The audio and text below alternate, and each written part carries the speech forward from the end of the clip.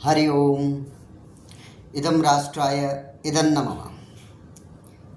बुरा जो देखन मैं गया, बुरा न मिलिया कोई, जो तन देखा आपनो, मुझसे बुरा न कोई। ये कहानी चरितार्थ होती है उनके लिए जो कई बार एक ही घटना को दो अलग तरीके से देखते हैं। यदि वो घटना अपने संबंधित हो तो मापदंड अलग हो जाते हैं और दूसरों से संबंधित हो तो मापदंड अलग हो जाते हैं। सामान्यतया पथिक संदेश पत्रिका में ऐसे आलोचनात्मक लेख कम होते हैं, तथापि कुछ ऐसी स्थितियां होती हैं जो नकारी नहीं जा सकती हैं, जिन पर अगर हम चर्चा न करें, उसका संज्ञान न लें, तो वो भविष्य में उससे जो सीख मिलनी चाहिए वो नहीं मिलती है। एक सीख लेने के उद्देश्य से अगर हम इस भाग को पढ़ें, ये जो लेख पथिक संदेश पत्रिका ने अपनी पथिक संदेश डेस्क में लिखा हुआ है, उसे हम एक सीख के माध्यम मान के चलें तो ये एक बहुत बढ़िया हम लोगों के लिए लेख है, जिसमें हमने जानना चाहिए कि जिन परिस्थितियों में हमारा देश आज़ाद हुआ था, उस समय जो आज़ादी के महानायक थे, उन्होंने क्या संकल्पना रखी थी समाज के सामने। हमारा देश कैसा होगा, प्रजातंत्र कैसा होगा और कैसा नहीं होगा। तो आज का लेख है किसान आंदोलन की पृष्ठभूमि में हम इस लेख को पढ़ेंगे। आप लोगों से अनुरोध है कि पथिक संदेश लेख पाठन अभियान को अपना समर्थन दें और राष्ट्रवादी पत्रिकाओं को पढ़ें, उनको सब्सक्राइब करें। पंजाब में पथिक संदेश है, अन्यत्र आपके स्थानों पर अन्य पत्रिकाएं होंगी, उनको प्रोत्साहन देंगे तो वो जो उचित खबरें हैं, जिनको आपने जानना चाहिए, जिनको आपने समझना चाहिए, वो आप तक पहुंचाएंगे।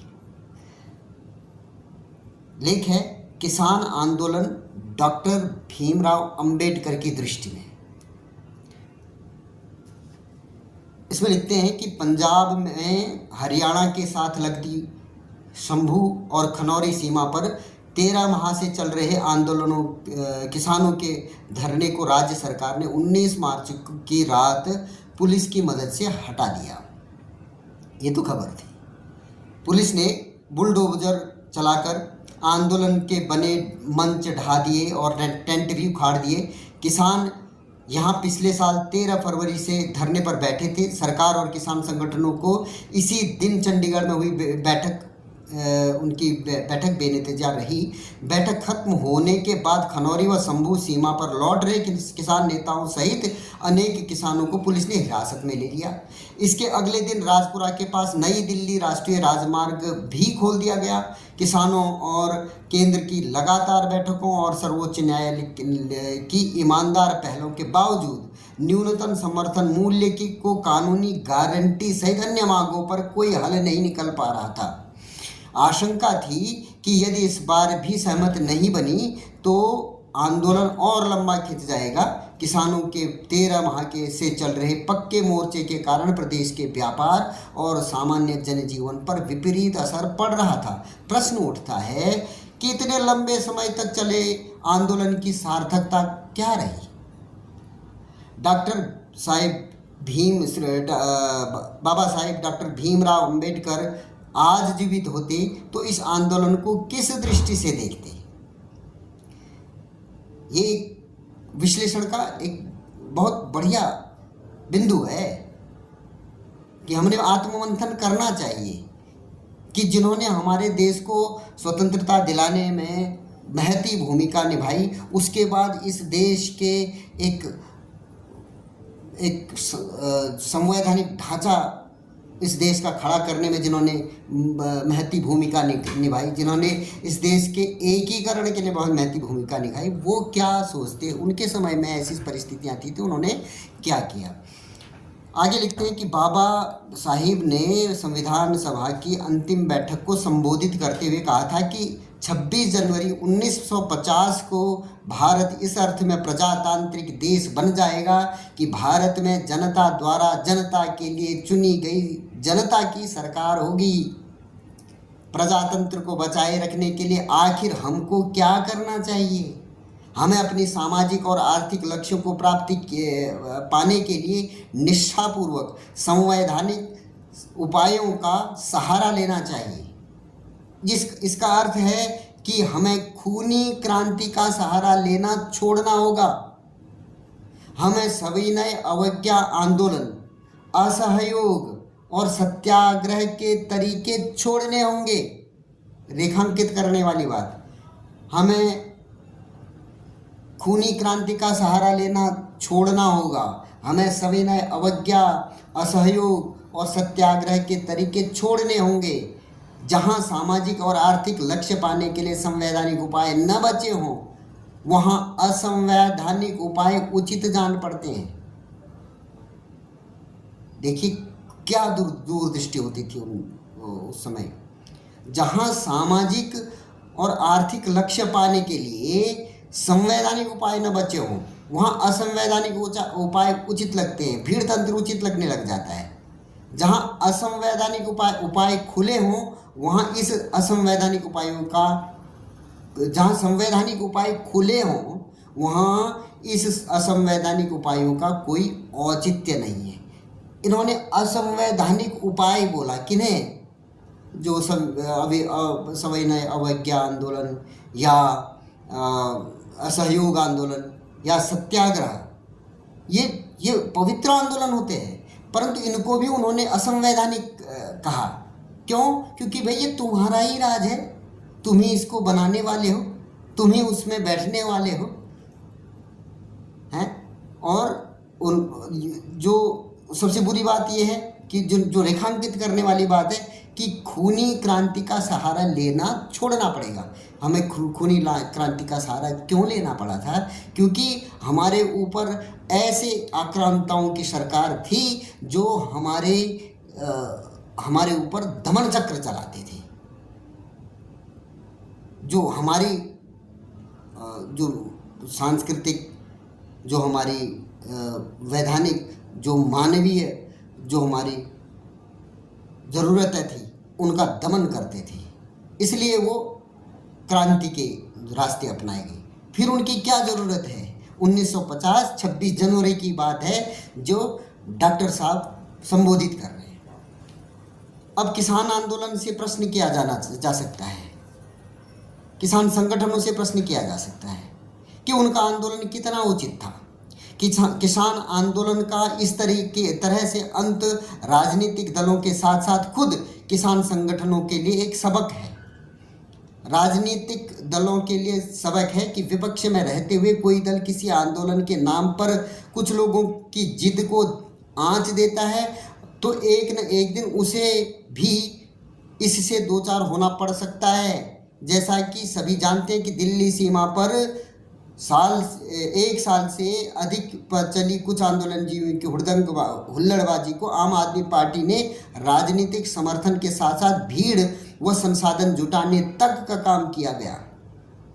लेकिन जब पंजाब में यही पार्टी सत्ता में आई तो इन्हीं आंदोलनकारियों के गुस्से का खुद इस पार्टी को भी शिकार होना पड़ा और वही परेशानियां झेलनी पड़ी जो दिल्ली की सीमा पर चले आंदोलन से झेलनी पड़ी। दिल्ली के आंदोलन की तरह शंभू बॉर्डर के आंदोलन ने भी देश की अर्थव्यवस्था पर बुरा प्रभाव डाला और आसपास रहने वाले लोगों का जीवन नरक बना दिया था। अब थक हार कर आम आदमी पार्टी की सरकार को उन्हीं आंदोलनजीवियों के खिलाफ कार्यवाही करनी पड़ी जिनकी वह हिमायती रही। जब विपक्ष में होते हैं तो मीठा मीठा गप कड़वा कड़वा थू, ये चलता नहीं, क्योंकि ये प्रजातंत्र का चक्र है। 5 साल आपको विपक्ष का मौका मिला है तो वहाँ पर भी अपनी नैतिकता पर आपने खरा उतरना पड़ेगा, क्योंकि जब आप सत्ता पर आएंगे और वैसी परिस्थितियाँ होंगी तो आपके विवेक पर प्रश्न उठेंगे, जैसे आज उठ रहे हैं। आंदोलन का ऐसा हश्र खुद किसान संगठनों के लिए भी कड़वा सबक है। सर्वोच्च न्यायालय कई बार स्पष्ट कर चुका है कि प्रदर्शन करने की स्वतंत्रता का अर्थ यह नहीं कि आम लोगों के जनजीवन को ही रोक दिया जाए।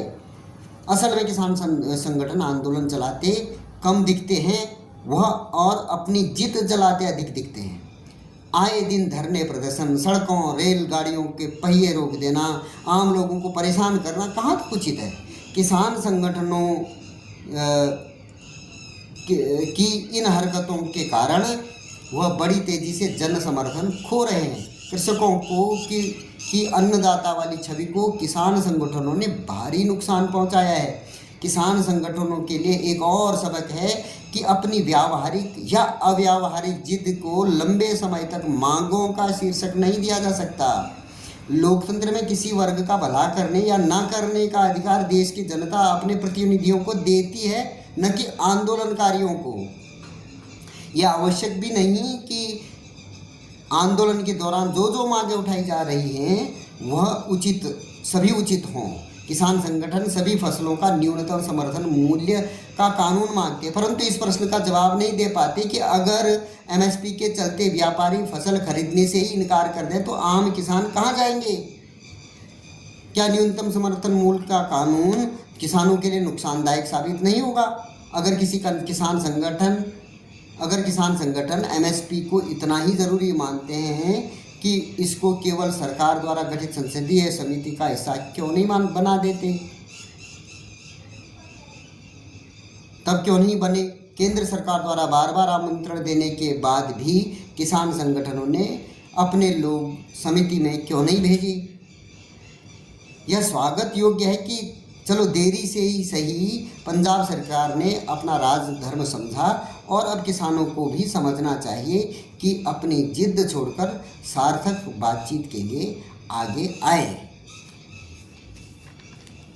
ये सीख वाली बात है, इसमें कोई आलोचना का प्रश्न नहीं है। ठीक है, गलतियां सबसे होती हैं।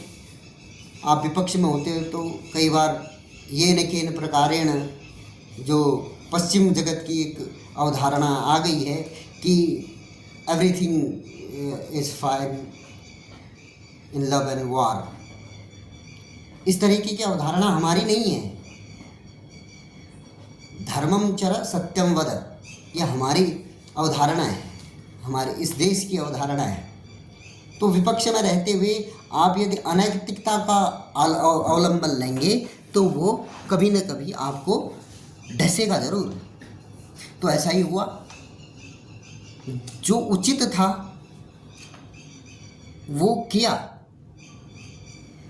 ठीक है, इतने लंबे समय तक किसी जनता को परेशान करना, कोई मंत्री परेशान नहीं था, कोई संतरी परेशान नहीं था, कोई अफसर परेशान नहीं था। कौन परेशान था? जिसको हिमाचल से दिल्ली जाना था उसके लिए ये पूरा एरिया जो है वो मान के चलते थे कि 4 घंटे हम जाम में फंसेंगे। कहाँ? खरड़, फिर उसके बाद आगे बढ़ेंगे मोहाली, एयरपोर्ट रोड जाम मिलेगी, उसके आगे जाएंगे जीरकपुर जाम मिलेगा, हरियाणा बॉर्डर तक जाम मिलेगा। क्यों? क्योंकि जो एक बड़ा मार्ग था जो पंजाब को देश के बाकी हिस्सों से जोड़ने वाला, वो बंद है। वो 13 महीनों तक बंद रहा। झेला किसने? उस के आसपास की सारी इंडस्ट्री ख़त्म हो गई। उसके जहाँ पर 10 रुपये का तेल लगता था एक किसी आम व्यक्ति का, वो 50 रुपये का तेल उसको फूकना पड़ता था प्रतिदिन अपने घर पहुँचने के लिए या अपने कार्यस्थल तक जाने के लिए। कईयों के कार्यस्थल ही ख़त्म हो गए। तो नुकसान किसने झेलना पड़ा? वो आम व्यक्ति, वो प्रजातंत्र का वो महत्वपूर्ण अंग है जो ये दंश झेल रहा था। कोई जज दंड से नहीं झेल रहा था, कोई मंत्री उनको कोई परेशानी नहीं थी, भाई वो तो हवाई जहाज़ से जाएंगे आएंगे। तो जो आम, जिसमें आप भी थे, किसान भी थे, मजदूर भी थे, तो वो अनुचित मांगे थी। सरकार ने जब अपनी सहूलियत थी, जब वो विपक्ष में थे तो उन्होंने उसका मापदंड अलग अपनाया। जब वो सत्ता में आए तब उनको समझ में आया कि ये तो सार्वभौम सत्य है कि सरकार चलाने के लिए कुछ कहीं ना कहीं थोड़ी बहुत सख्ताई करनी पड़ेगी। वो की, लेकिन बड़ी देर से की, वो उसका भारी नुकसान। अब इसका सीधा असर ये है, कहा यह जाता है कि संभवतः पंजाब में आम आदमी पार्टी की सरकार दोबारा नहीं आ पाएगी। उन्होंने काम किया नहीं किया अभी उसका कोई विश्लेषण नहीं, परंतु एक जनता में, आम जनता में एक सेंटिमेंट होता है, वो यही है कि इनका कार्य करने का तरीका ठीक नहीं है। और साथ में जो आम ट्विस्टिंग वाले टैक्टिक अपनाते हैं, उनके लिए भी सबक है कि भैया संभल जाइए, देश को भी चलने दीजिए और एक पवित्र शब्द किसान, उसको यूं बदनाम न कीजिए। तो आज के विश्लेषण में बस इतना ही।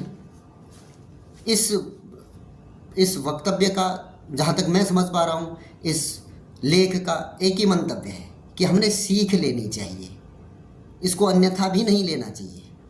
इससे ये मंथन का विषय है कि हमने क्या करना चाहिए, सहूलियत के समय क्या करना चाहिए, जब हमें विपरीत परिस्थितियाँ आई तो क्या करना चाहिए। एक ही परिस्थितियों को दो अलग अलग समय में हम अलग अलग मापदंड अपनाएं तो ये क्या उचित है, ये सोचने का विषय है। किसी और विश्लेषण के साथ आपसे पुनः मुलाकात होगी, तब तक के लिए धन्यवाद। जय श्री राम।